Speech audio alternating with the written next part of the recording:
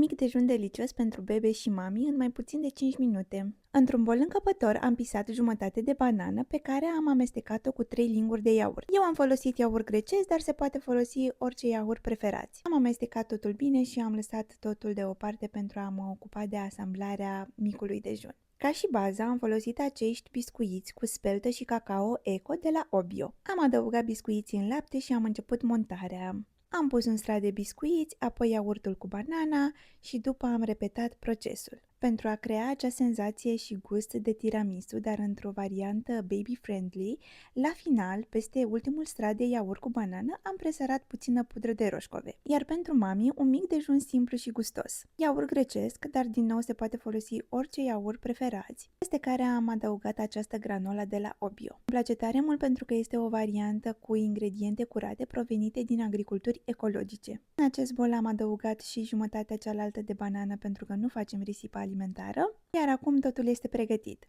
Produsele folosite le găsiți pe obio.ro.